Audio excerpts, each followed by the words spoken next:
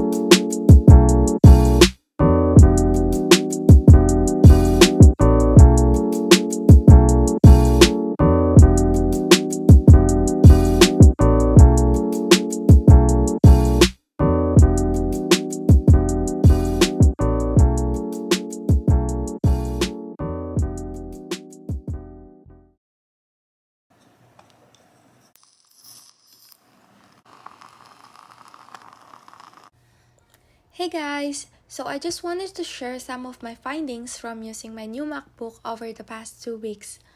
Well, before I switched to a MacBook Pro 2021, I was using this MacBook that I've had since about 2016.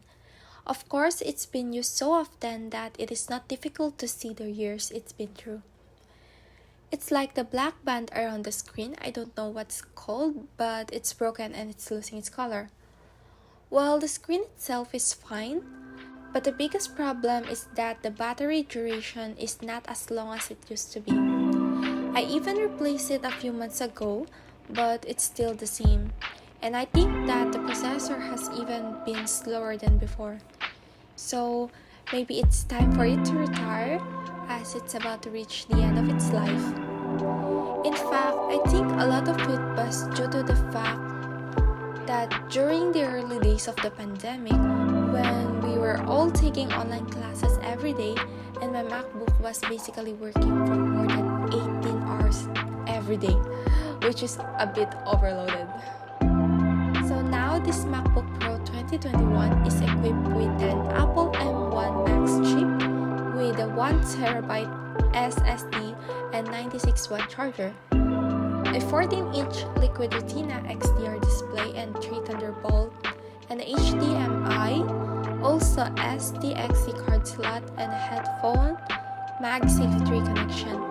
I love all of these ports so much, and they have solved the drawbacks of my last MacBook perfectly. As I need to carry a lot of conversion cables every time, and the MacBook only has one port, which is also shared with the charging port, and that makes me more inconvenient.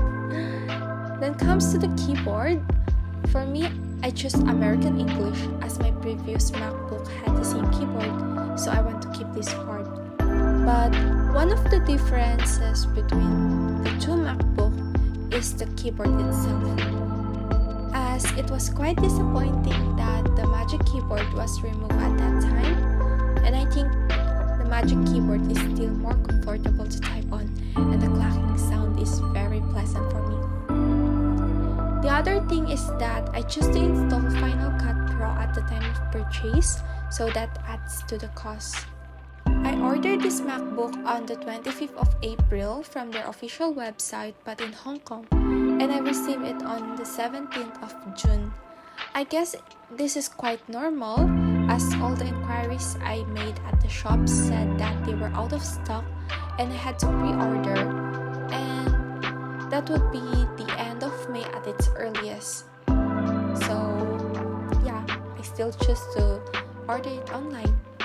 And by this time, the new MacBook 2022 had come out, but it didn't make me regret that I bought this too early, as I'm not a big fan of the touch bar, so I would prefer the one that I have now. For me, the difference between these two MacBooks is still very obvious. One thing that I like the most about the MacBook that I have before is that it is very light, really light. It is much lighter than the 12.9-inch iPad Pro. It is also easy to carry around, and it can fit into a lot of different bags. Then comes to the size. It's not that much different, but probably because the 14-inch screen is fringe, so it's a bit bigger. So far, I think one thing that I don't really like about this MacBook Pro is that it is really heavy, especially with the comparison of the last MacBook I have. It's really heavy and it feels like a bag with some other stuff in it would crush me into pieces. Just kidding. Sooner or later, I will have to get used to the weight, so no worries. And I think that's all of this video is about. Lastly, don't forget to subscribe if you enjoy my weekly vlog. Like, comment, and share it with your friends. See you in the next video. Bye!